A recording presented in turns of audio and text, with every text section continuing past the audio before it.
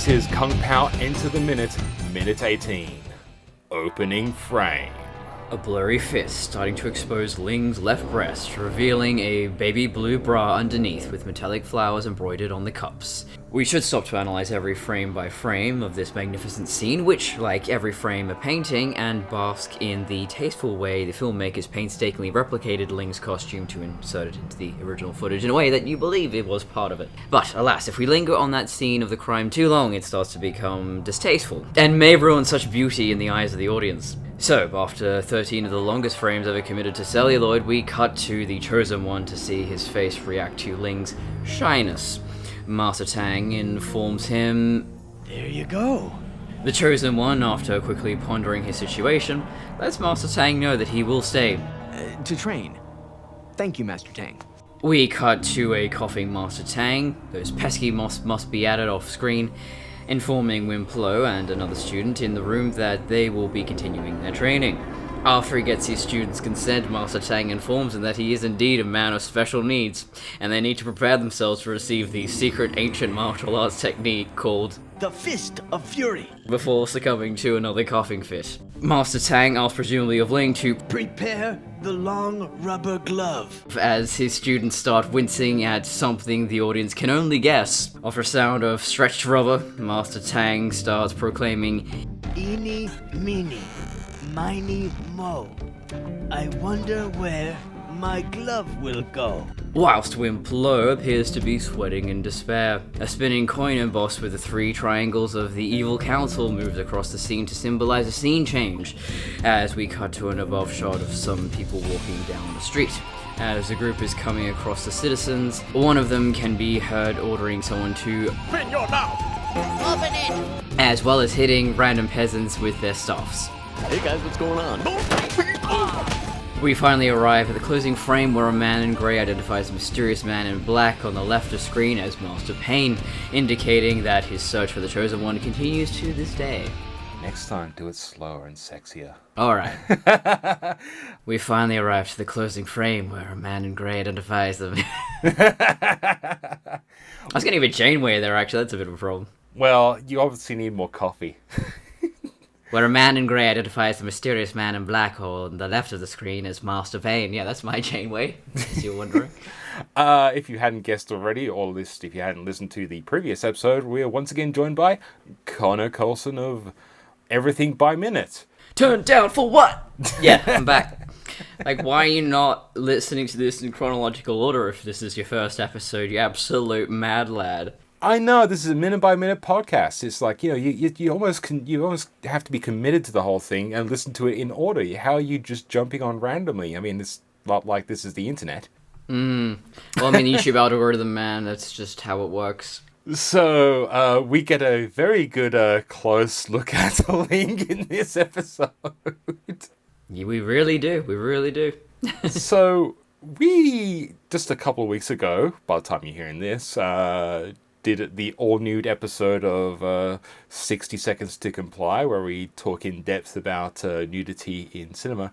So this isn't the exact same thing. This is a PG film. But it's kind of, I don't know, as a young adult full of hormones and, still to this day loving boobs, this is always one of those things like, yeah, boobs! But as an adult, part of me is just like going, is this creepy? Well, see, I am a costume designer. I dress people, so my approach to it is somewhat more professional and, dare I say, academic at times. So I can just look at this and go, well, what is this saying in terms of costume design? So good thing you have me. It clearly has to have quick opening, like tab button, so the dress is not obscured when it's opening up. And well, so here's my theory: is because there is a waist belt on this costume, I don't think she has this done up at all for this shot. I think she literally just has her hand across, holding it in place, and then she rips it open, puts it back in again, and then they cut away, because there's no way you're getting that particular view, I want to say, with the way her garment ordinarily fastens together. So I have brought this up in previous minutes, but yes, there was a lot of things they had to replicate based purely off the footage that they managed to recover of the original movie, and they used that to replicate the outdoor training scene, which we see in the next minute, I believe. Yeah. And as well as, like, you know, they tried to match interiors. For example, in the Crane School, that the shots of the Chosen One are all, that's not green screen, that's all set. So they took a lot of time and attention to detail. And when it comes to the costumes, I mean, I've watched this God knows how many times now, but yeah, they did a lot of attention to try and match these costumes. I just can't see any significant errors. Yeah, I mean, they would have had a big challenge because not only are you trying to match these costumes, you also have to take into account the desaturation, the filters, all the stuff they're going to be putting on to make it look older. So yeah, the processing is going to be it's like any movie, like even Ghostbusters. This has always been a bane of Ghostbuster costuming, because the movie itself has this like grey color tint throughout the entire thing, and we know from the real life costumes that they're more of a khaki, but the movie makes them look grey, so cosplayers have to go grey or khaki. Well, the weird thing is that we didn't have post-production color processing until, I think, was it No Country for Old Men, or I mean, no, that There Will Be Blood, I think. No, that's digital. There's always been color processing. Oh, I know that, but just in terms of having that control to be able to match it to what a human eye sees, that they can actually go in there and the fine control is definitely a newer thing. So what I'm noticing here is that the costume's pretty good, and you see it only for like a few seconds, so that's fine. But yeah, I was paying attention to the bra. Yeah, I mean, and that's some nice boobs. Let's face it, good boobies. That is the body double. Obviously, this was not the original footage of Ling Ling as. Yes, they would have had to cast for the boobies. Briefly mentioned this in the previous minute, but I'll reiterate it again for those who somehow jumped ahead to minute 18 just on a whim. So there was 3 actresses who played Ling in this movie. There's, of course, Ling Ling, who was the original actress in Tiger and Crane Fists. But here's the thing, there's 2 actresses who played Ling in this movie. One was the body double, which I believe did all the sexual stuff and was also the eyeline model for Ling for filming. And then they cast a different actress for the death scene at the end, towards the end, even though she got better. So that scene where everyone gets killed by big quotation marks, gets killed by Master Pain, that didn't happen in the original movie. That was all Master Tang's death was real, everything else was faked. Windplow dies in a completely different way. Yeah, so I think the matching between these costumes is pretty well done. It's just that the actual costume in the original film doesn't look as silky. It doesn't have that shine to it, and the blue isn't quite so intense. But I think a lot of that has to come down to how the camera treats the garments. And I don't think either of these garments probably exist anymore, but I would love to see a side-by-side comparison to know how close they got it. Yeah, and also, as I said, the footage of this was really wrecked. I mean, they pulled as much as they could out of it, and that's why I'm not entirely sure if that ghosting effect was a thing that was in the original print, although it does appear to be something that's in the VHS copy. Now, the biggest challenge would be doing grey. So the Chosen One's costume is grey, and the thing is Ling's costume is blue, and cameras work on either RGB or CMYK. So, non-digital cameras, I think, is just RGB. So getting blue is pretty easy, but grey has so much color value, so your black, white, and grey, those shades actually contain basically all value. If you go back to, celluloid, it's not RGB, it's technically infinity color. It's just because it's microscopic refractions of silver emulsion, which is used to, I wouldn't say highly replicate, but as close as you can to replicate color. So that's also what they would have used in, maybe not 35mm, but something equivalent to 35mm back in the day. I believe this movie was shot on 35mm as well. This is before digital cameras got really cheap enough, and Lucas was using digital for Phantom Menace, but I think that was like the first big motion picture that used pure digital. Right. Or at least digital and 35mm hybrid. I think it was actually maybe Attack of the Clones was Attack of the Phonies. Attack of the Clones was the first to go full digital, at least the Star Wars films. But yeah, it's trying to capture those colors. And then, Tug and Crane Fist was 1977? Or it was in the 70s when it was made. And so, like, the technology and the color grading would have been completely different to what would then be used almost 30 years later for Kung Pao. And it's, again, almost 20 years later, we are using something completely different. So it is interesting. And a fun fact, when you use grey or black dye, it's just, they've put every colour in there. So if you look at the individual pigments, you will see bits of red and green and blue coming out of there. So getting that balance right, I wonder if they just got lucky and they just nailed it, or is it one of those things that they had to spend a stupid amount of time just perfecting? This was a low-budget film, so probably one of those things where, okay, so the footage itself was processed as well, because they had to digitally artifact it, they had to digitally age or digitally manipulate the modern day footage, so they probably try to get as close as possible and then just fix it in post. I don't 100% know, because this is not turned up. Because it's one of those things that, you would think, oh, this is probably pretty straightforward. They're just going to get some grey fabric and go with it. Oh, it's never not that straightforward. And other times you hear on some movies that it was just like the most complicated thing in the world. Oh, well, going back to a little movie you may have heard called Prometheus, where, oh god, I've forgotten her damn name, but Charlize Theron's character. Vickers is bloody... Charlize Theron, Why did they spend that much money on her uniform when it really just looks like... it doesn't look like poplin, but it looks like... It looks like proper expensive silk, and they could have just used silk, but no, they had to use this... alpaca fur from this really obscure region in the Himalayas or some shit. Okay, well, South America. Maybe when we finally get the 8K transfer, we might finally see what the fuss is about. Yeah, I think it's just one of those things when you've got that budget, you just want to see how far you can go. Like, if I tell Ridley that or the 20th Century Fox, I need this much money to make this one costume that's on the screen for like 5 minutes, are they going to say no? Okay, so going to a costume of a movie we both love and adore, a little indie film called Ghostbusters. The two most expensive things on that production, and they only had one of each, was the Ecto one and the Egon suit where he was wearing it when the containment field got shut down, to the point where they were freaking out that suit was going to get ruined during that scene. Wow. It's surprising what ends up being the most expensive, because Halloween's coming up, and I've invited to a party where my friend is going to be Princess Leia, so I'm going to be Luke.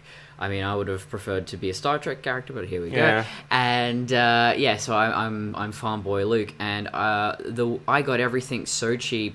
The most expensive thing was just the webbing tape. I already had the wig. The webbing tape to make the I think they're called putties, which are those leg gaiter things. Oh, from yeah. World War One. The boot wrap. And that was like $4 a meter, and you need about 3.5 meters for each leg. Or I probably should have used more, but I was like, nah, I'm not going to spend more than $30 on it. That's ridiculous. Yes. But the whole costume, other than that, was already $40. So okay, so here's the attention to detail I have to ask. Did you actually go into full detail on Luke's pants? No, I'm just using some grey pants that I wear around the house, and they're close enough. Because Mark Hamill revealed just recently, like in the last year or two, that I think he still owns the pair of pants. They were bleached within the nth of their life jeans. Yes, yeah. A friend of mine did tell me about that. So the friend who has lent me their lightsaber. I was actually going to buy a Last Jedi Luke Skywalker costume, and then COVID hit, and all the charity work disappeared. Yes, I'll make my General Hux costume one day. You can dye your hair and become a space Nazi. Oh no, I've already bought the wig. I just need to make the costume.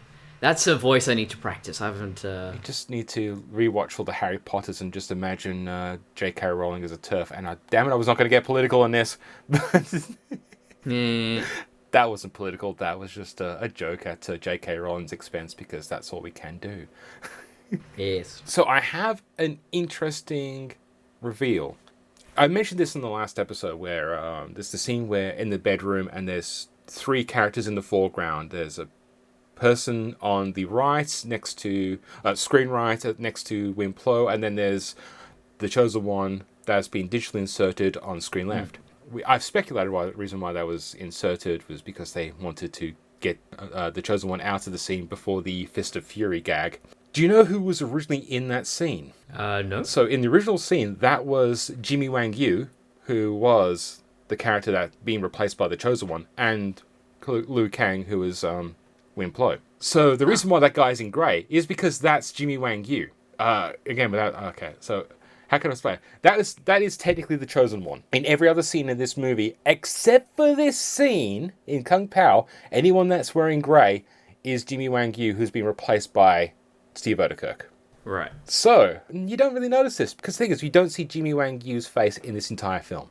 He has been completely digitally replaced, or is not used, like scenes that are not used. So when they cut to the close-up of Win Plow, and you see the other character in the background... That is not Jimmy Wang Yu. That is another Asian actor. Oh, okay. So they've got... Yeah, because it looks kind of newer, the footage, yeah. In the original footage, that is when the character that is Master Tang is dying, and he's chastising Liu Kang and Jimmy Wang Yu's character for not learning from each other to combine the Tiger and Crane Fist styles. I did talk about this a little bit on minute... So I'm just in the mental math. Minute 16, but I think I also talked a little bit about it in one of the other minutes as well. So when I finally actually got around to watching the Tiger and Crane Fist, and I think I would recommend people to find that movie down. It is on YouTube. It is in English dub. I'm going to try and get on the VOD version of this, I'll definitely have a photo up by the time you'll listen to this, but I'll try and get a picture out there. I was going to try and message Odekirk, but he doesn't have like a social media presence at all, and like his YouTube channel is pretty much been dead for a few years. He would absolutely get on this podcast. If I could get a hold of him, Yeah, because there's no way I'm ever getting Ridley Scott. No. But I think you might be able to get Steve Odekirk. If I ask politely, I mean, Maybe. It's not like I'm doing big YouTube with only like 30-something subscribers. Yeah, that's the thing. Well, hey, maybe towards the end, Prometheus by Minute started out pretty small, and now I've got a moderate fan base. Now I've got a dozen. No, I'm not disparaging your. Now I've got a dozen listeners. Yeah. Your much higher subscriber count. Yeah, I mean, it's just because I'm cooler than you, Yeah. Well, that's why I got you in for RoboCop. I got the manliest person I know. Can we talk about boobies again? Because I'm not done. Yeah, let's talk about boobies. I got more notes under boobies, so... Okay, but I had to get that out there because, damn it, I've been waiting to talk about this for so long when I noticed it the other day. I was like, holy shit! I was just reviewing footage as I was taking notes at the minute, and I was like, hang on, that's supposed to be Jimmy Wang Yu. Jimmy Wang Yu. Man, that's a fun name. Jimmy Wang Yu. Gonna work that into a rap. The other great name in this movie is the actor called Wu. His name is just Wu. And that's the guy that has the bikini. Yeah. But, Jimmy Wang Yu. Do really do. This is how everyone went with I'm keeping it in, don't I?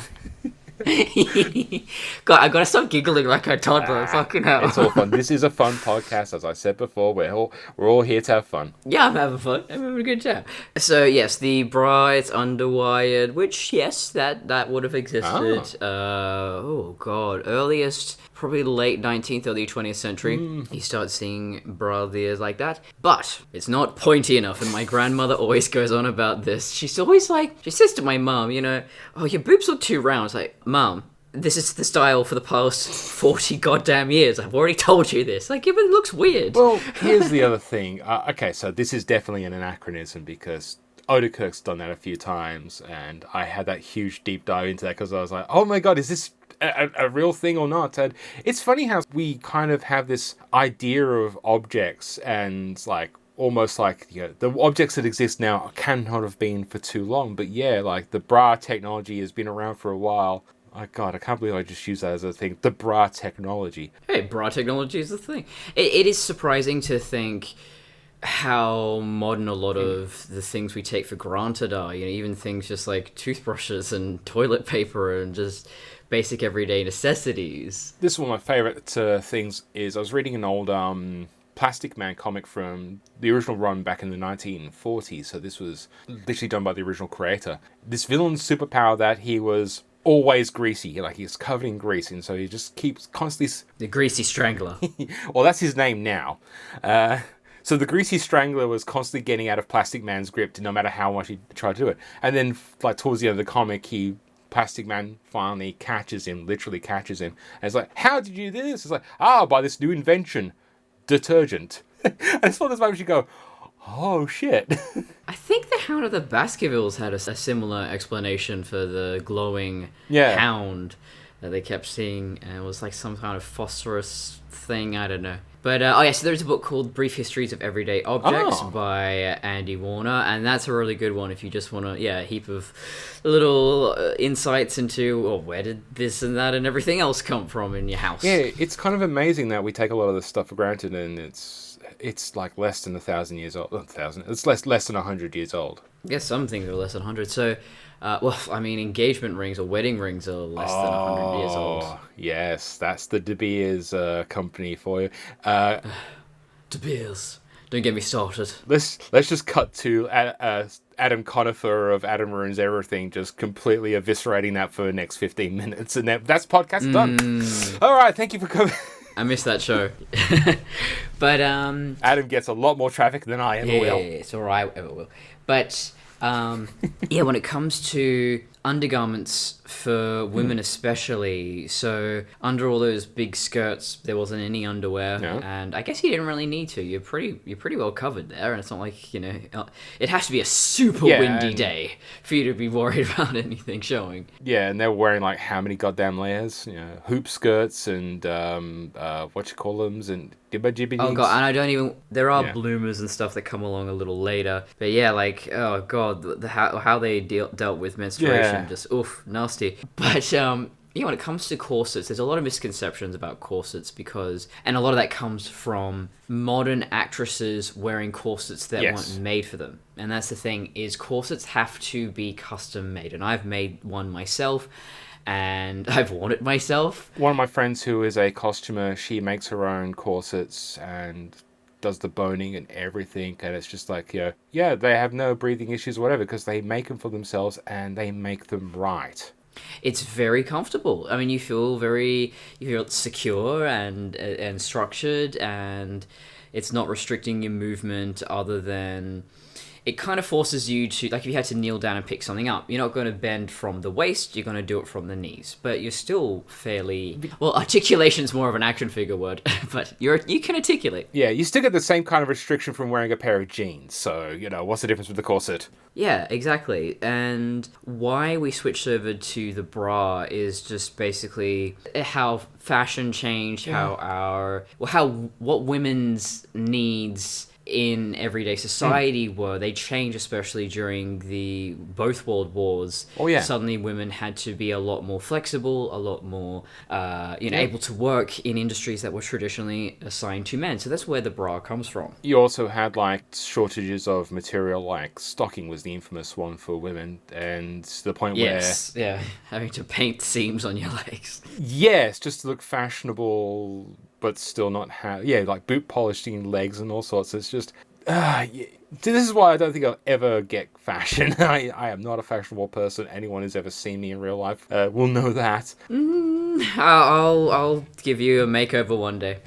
Okay, I should say high fashion is more a concept I just go, why? I get practicality. I love high fashion because I can just design any wild shit and no one can stop me, and I don't have to think about ready-to-wear logic. Like I did design recently, I think I'm going to do a whole collection.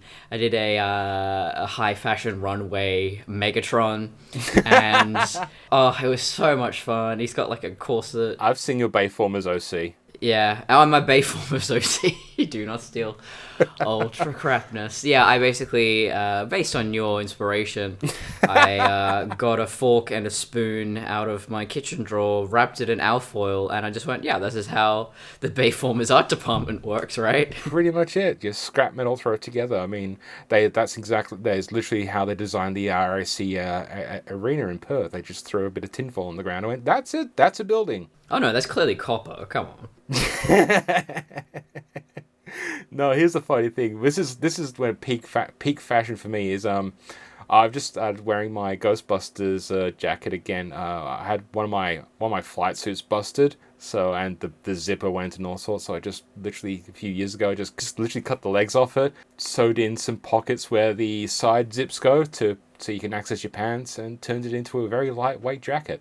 Oh, nice. And it's still got the badges and everything on there, so it's still a Ghostbusters badge. Yeah. It's still Ghostbusters. I wouldn't mind doing that for some of my old costumes, except none of my costumes really are functionally wearable, outside of a cosplay context. But like, part of me is always like, man, I wish I could wear my Star Trek jacket, my First Contact jacket. Part of me is always itching to just wear that. I just wear tech wear and cyberpunk stuff every day. I don't give a shit. Yeah, I'm wearing armor. Don't judge me. No, this isn't because I broke my wrist, you weird Christian lady who I don't even know. It's a true story. Part of me just never goes out enough to justify wearing some cool colors. Such as like, oh no, I get dressed up. I get dressed up to get the groceries. I get dressed up to get the post office. Life is too short for ugly clothes. I just remembered the meme of I don't dress to impress. I dress to depress because I want everyone else to feel bad. oh, that reminds me of thing I was hearing about when two goths get together and it's who's more goth. It's like who's gother than now. I always dress for comfort more than I've ever dressed for fashion. Well, I do both. Yeah, well, as long as it's comfortably fashionable, I guess. Yeah, I mean, that's the thing is, not to get too much of a tangent. Go ahead, I don't care. But what we're seeing now is a move towards what people my age are going to be spending money on aren't suits. They aren't those dressier things that we conventionally think of. That's why I'm very fascinated by this rise in tech wear over the past few years, is that we are going to invest money in things that are practical, that are, we can wear in a lot of different situations that are applicable to our everyday life, I guess. I love me a good jacket. Oh, yeah, I keep buying more jackets. I have a weakness for it. I had to stop. I never wear them enough as it is. I've got like 2 long coats and I never wear them. And it really annoys me. But so tech wear, well, so there's active wear, which kind of crosses over. So, your designer brands like, for women, there's Lorna Jane, and just your sneaker brands. People my age are spending more money on sneakers than like a dress shoe. No one's thinking about that. And actually, I've heard about that. I mean, you look at even, say, Robert Downey Jr. on the red carpet. He's wearing sneakers. He's not wearing traditional dress shoes. I think overall, you look at your Timothy Chalamet or Ezra Miller or that boy from that boy band. What's the name? I don't remember. That one. That narrows it down. No, the fairly recent. They broke up a few years ago. Yeah, that really doesn't narrow it down still. God, he married Sansa, bloody. Actually, I'm gonna look is that one of the One Directions or the Jonases? Again, doesn't narrow it down. Not the Jonas Brothers, no. One Direction. So yeah, a curve is a direction, so you can go up and down. It's still one direction. Harry Styles, yeah. It was bugging me. Okay. But yeah, so you look at Harry Styles and all of them, and they're wearing very androgynous stuff, and they're kind of dressing up things that aren't traditionally thought of as dressy, and I really love that. Well, going back to RGJ, it's what I love about him is that he's kind of gotten to that point where you can clearly tell he just does not give a fuck about, or at least the industry, in the sense of like, I'm just going to do what I want, Yeah, I love that. There's this real freedom and creativity of costume or outfits.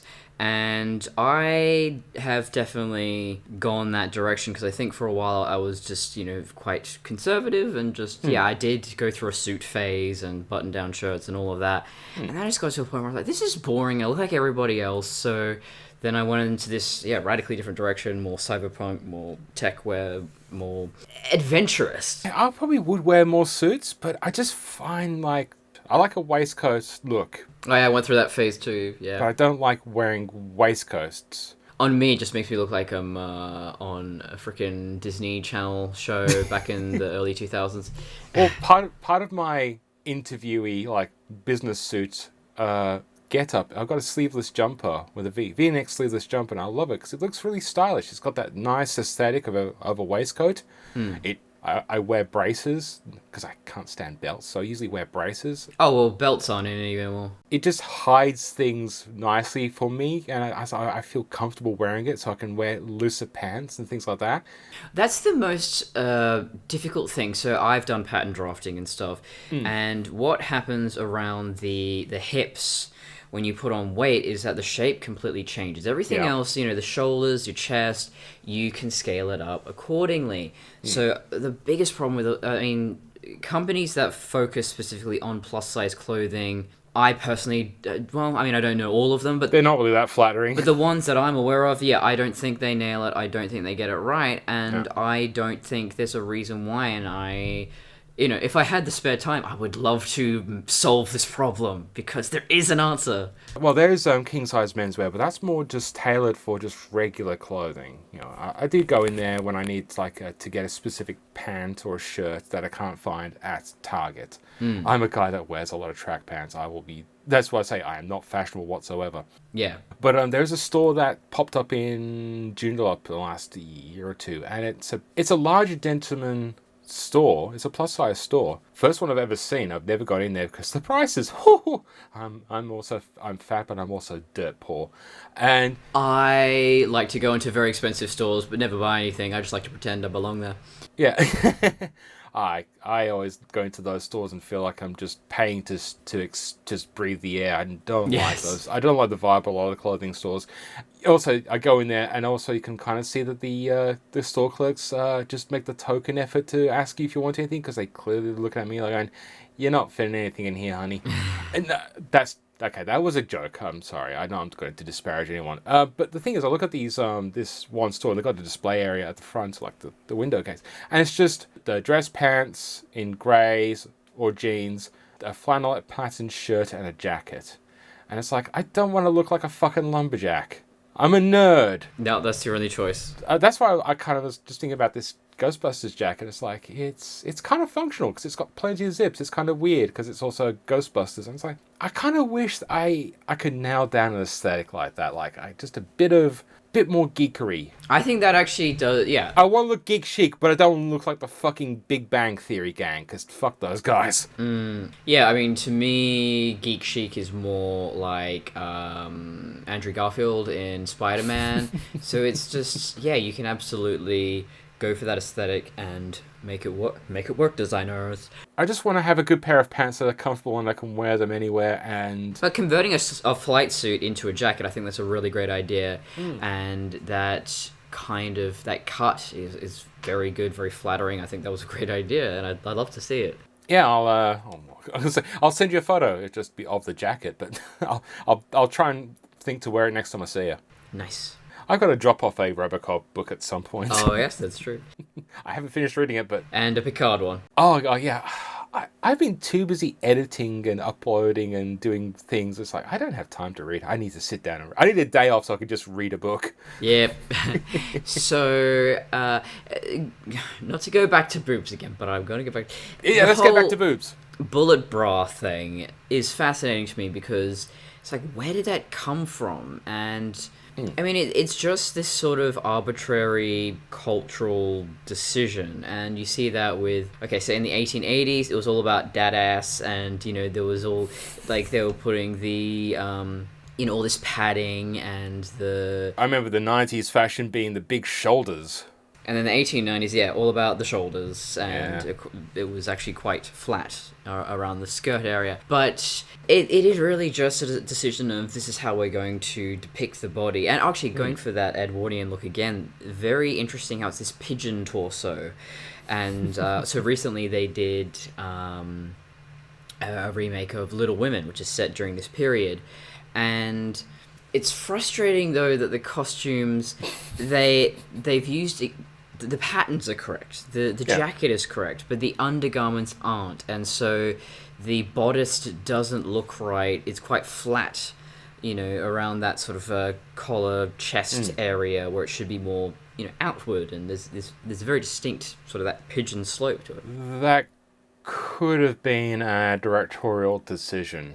Something we've talked about briefly in 60 Seconds is sometimes how they try and will desexualize a character for a reason. Oh my god, all the time, yeah, directors will make these stupid choices about historical costumes, and it's just, as a costume designer, you kind of have to go along with it. So I don't blame the costume designers most of the time. Yeah, that's the thing. It's always going to be somebody at the end of the day. It's not the decision. Yeah, I can never blame a costume maker for doing their job. For me, I've more of an issue when, like, for example, they hire an historian to have the credibility that is, this is historically accurate, when the movie ends up being completely 100% historically inaccurate. Yes. Lindy Beige does a great video on this. That's actually what got me into Lindy Beige years ago. Or you'll have, like, Brian Cox given the script for Sunshine, and, like, the first sentence is that the sun is going out, and he went, well, I guess this is fucked.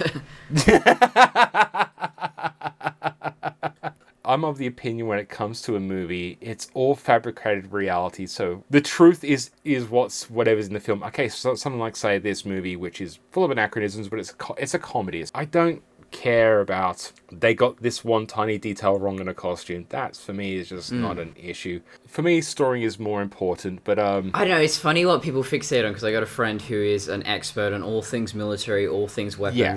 So he will, when we used to have bad movie nights, he would scream out at the screen, can you believe what we're seeing right now? I'm like, what are we looking at? It's like, that gun is clearly a da-da-da-da-da. And he would, like, I have no idea. But then a few moments later, I'll be like, what the fuck is this costume? Holy shit. So, yeah. everyone who's an expert on a field will have a very strong opinion when it comes to a thing in a movie like that. I keep going to write stories that are hard science fiction, and clearly I hate myself, because then I just get swamped with all this research of things that are purely theoretical, and it's not like I could call up a university and be like, hey, so if there was, like, theoretically metal-based life forms, I mean, how would the biology work, you know?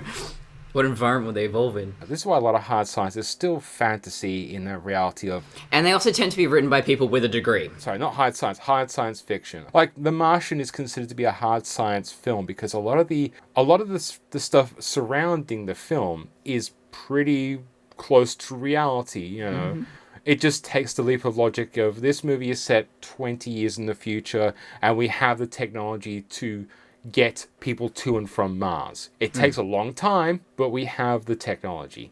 But the whole idea of Watney being able to plant potatoes using his own excrement as to mixing it with the fuel, that's based in some form of reality, creating a condenser. Well, apparently the only thing that isn't accurate is the storm that gets him trapped in the first place. That there just isn't enough wind on Mars to have caused that. Otherwise, pretty scientifically accurate. That's a dramatic conceit. And that's where, I'm okay with, well, if it gets the story across and you can't do it any other way, whereas I get so frustrated when the real science could have actually led to a much more interesting and original outcome. Yes, this is why I have... Well, we discussed this on the... what minutes was it? A minute 100 and... something of Prometheus, but not that much. Bloody 100 and something, yeah. Yeah, 100 and something. Just go to 100 and something and keep listening till you get to my minute. Yeah, 108, I think, yeah. And I talk about the anti-intellectualism in American society, and particularly in Hollywood, and how, like, you know, these scientists are supposed to be the best at what they do, and then they suddenly, at the drop of a hat, turn into gibbering morons who do the most stupidest thing possible. And that's such a absolute trope in Hollywood. Like, my favorite line of the movie is it Deep Blue Sea, the one where they Deep Blue Sea, motherfucker, shark ate me. Yeah, and it's like they enlarged the shark's brain by like 100%, and they didn't expect it to get smarter. It's just like, what did they expect to happen if they increased the size of a shark's brain? Well, I mean, the size of a brain doesn't necessarily... I know there's no correlation, but, you know, you're messing around the brain. What were you expecting the outcome to be? I don't know. I mean, if you add more chromosomes to something, it makes... Oh, then just be a trans shark, and then we have trans shark rights. Yeah, maybe. But, yeah, so... King Shark's a trans icon, damn it. But yeah, Master Tang, after Ling gets her shyness, he does this sort of hand gesture like, oh, there you go. There you go. I love that. It's just... I think that's a primary reason why he's so funny to me, is just... The physical don't give a performance fuck. matched with that voice and all the hand gestures and stuff. His first introduction, that is the funniest. Yeah. Oh, God, I love Master Tang.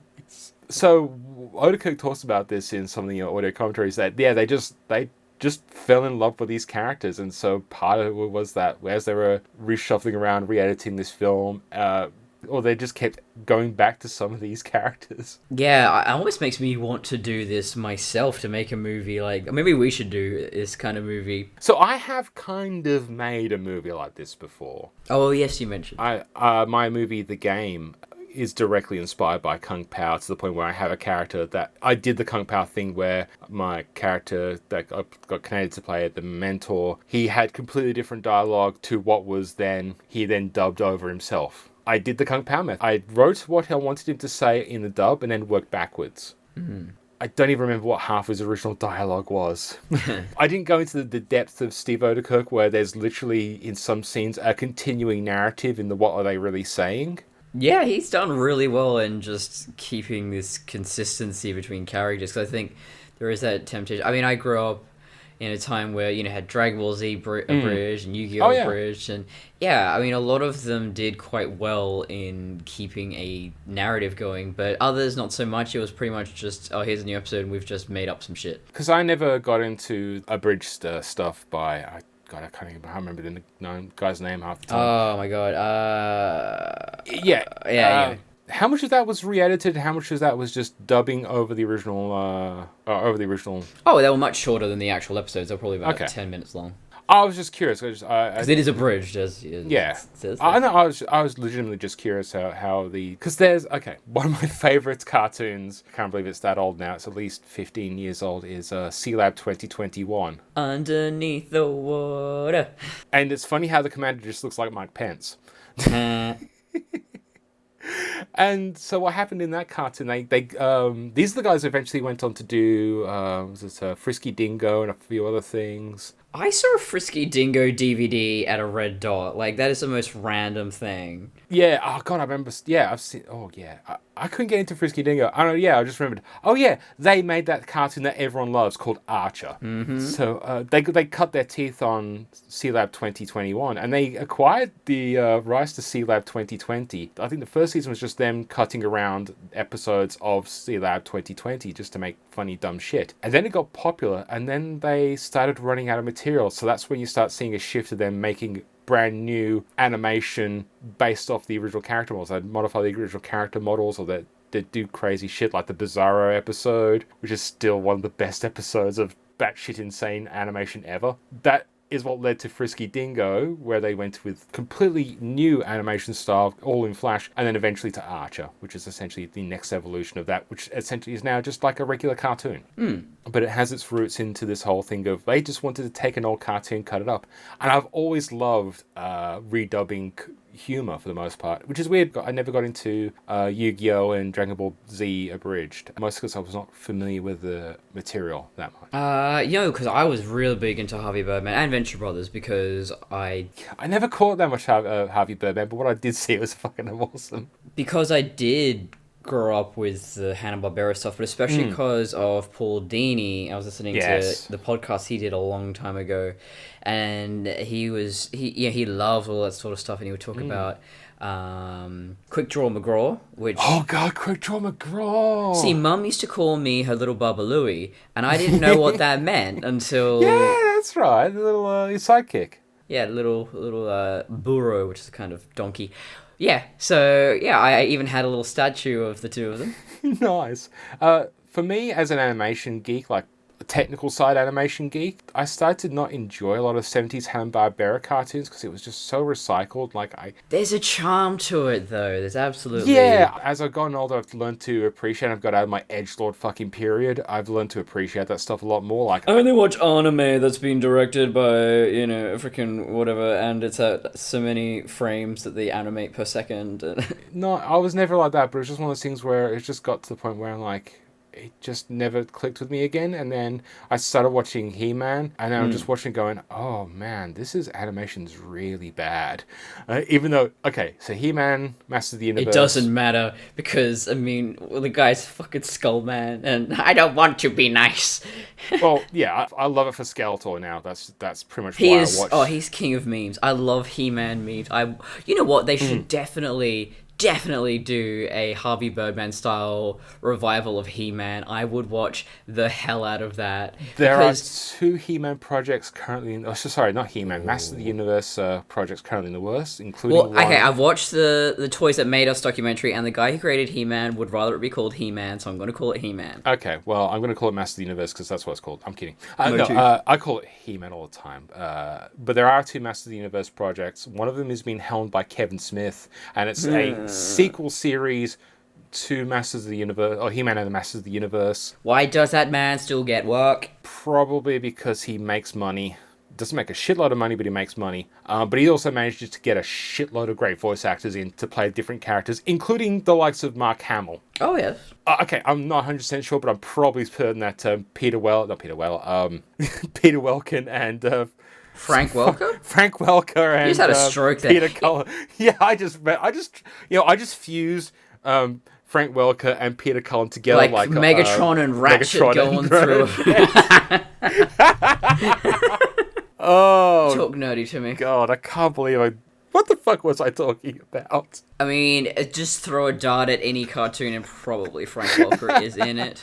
Yeah, it's if you look at the list of confirmed names for the Master of the Universe sequel series, apparently it's going to be, they're trying to get the same tone as the original cartoon, so that's something. No, I want it to be 100% memes all the time, just hey, yeah, yeah. That's the point, that they're trying to make it lighthearted, because there's also the Gritty Dark reboot is also apparently being made as well, so... Oh, because they did that already in, the mid-2000s. Well, that was a prequel as well, because in the 2000s, everything had to be a fucking prequel, including Star Trek. I'm so sick of origin stories. At least we don't do that so much anymore. What was the last one? Friggin' Covenant? Doctor Strange.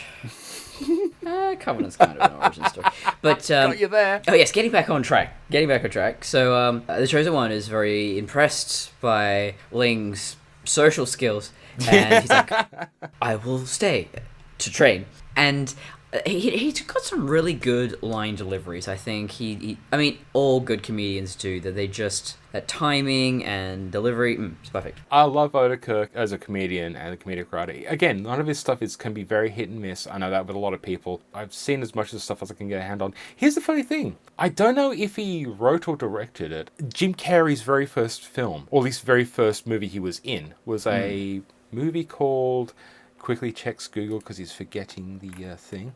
It's largely considered the worst movie Jim Carrey's ever been in. But Jim Carrey only had a bit part in it. Was it High Strung? I don't know. Yeah, it's Steve Odenkirk was the writer of this movie. Yeah, it's supposed to be one of the worst movies Jim Carrey's ever been in. And yeah, Steve Odenkirk stars in it as well. Yeah. But what's really funny is that they essentially kept coming back together to make stuff, and the other projects are really good. I mean, I like Bruce Almighty, and Odenkirk didn't direct that one, but he also wrote it, and that again, Odenkirk and Jim Carrey. There was S Ventura 2, and there was another one. I can't remember, but they've done a few stuff together, and I think it's one of those things where they work well together because they know the humor gels well together. It's weird. Oh shit! Sorry, I just noticed that. He only wrote the story for Cowboys versus Aliens. Yeah. Oh no, that's no. Hang on, is that the cartoon? No, it's the Cowboys and Aliens, the one with James Bond meets Indiana Jones And Korra. Oh, sorry, I just clicked onto it. The screenplay was written by Kurtzman and David Lindelof. That explains everything!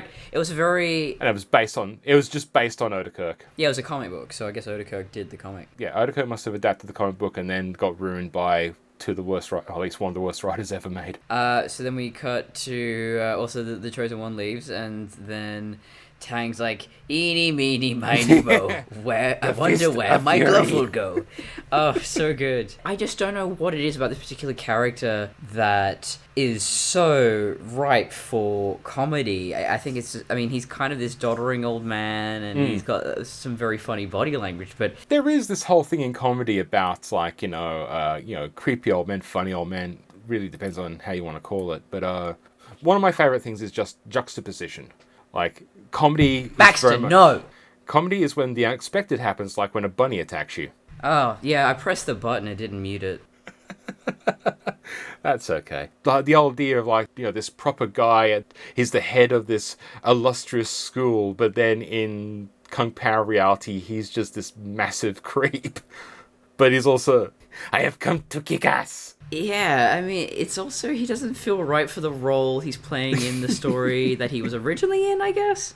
So in comedy, there is a thing about juxtaposition, and I'll probably do something more about this in later minutes. But for now, the idea of, like, taking this guy who's a bit prim and proper, like a respected leader, and turning it into a bit of a sex pest. Yep. There is something inherently funny in that. I mean, probably not in reality, in the Me Too movements, but Well, yeah, no, but when it comes to just make it a joke, yeah. His students seem to be in on it, as well. Okay, so in the scene that in the original movie, this is cut to Liu Kang, Wimplow. Wimplow. He's looking sad and worried because he's just had his big fight with Jimmy Wang Yu. That's the reason that they're there, is because they've been beating the shit out of each other. That's why they're sweating and covered in dirt and blood and muck. It's funny how that now is being recontextualized of him, kind of, because in the movie he's worried about his sensei, and now he's worried again about his sensei, but in a completely different way. And oh god, the editing in this movie is masterful, even when they have to do some shenanigans to have a scene. So before we wrap this up, I'm going to divert into the audio commentary where Steve... and wait, this minute ends on Betty's gang wrecking shop. We don't do that in this. No. We've already done that. We already have the closing frame. We've done all that. It's my not the podcast now, bitch. No, not the this minute begins and ends with. I'm saying, so the last thing we see is Betty's gang, the wrecking shop. And no, I do actually have a fucking note here. So, yes, what I find so funny about this particular scene is that, and again, why dubs will work is when it makes so much sense for what they've added to it. So this guy, he really does just come casually strolling up to this gang that's beating people up, and then he's like, "Hey guys, what's going on?" Yes. He's so casual about it. What's going on? Fuck. Like, he's just answering a door. It's basically like that, just as casual as you like. Yeah, I think that's it. Is this movie in and of itself is just so what the fuck in many ways. So yeah, let's quickly jump into the audio commentary because we've got one more minute to go. So in the audio commentary, Steve informs us that the actress who plays Ling is in fact 25 years older than him, but you can still feel the chemistry that we had across time. It's almost like time travel. And that's what drove the scene. The whole 25-year-old, she's as old as your mother now. And we also receive an instruction from Master Tang. Go see that What Are They Really Saying track. It's great. And the What Are They Really Saying section? The Chosen One is saying what we're all thinking. I like those. A lot. Big Bombs Go Kabang. And as for the audiobook, there really is no other choice for this section. Eeny, meeny, miny, mo.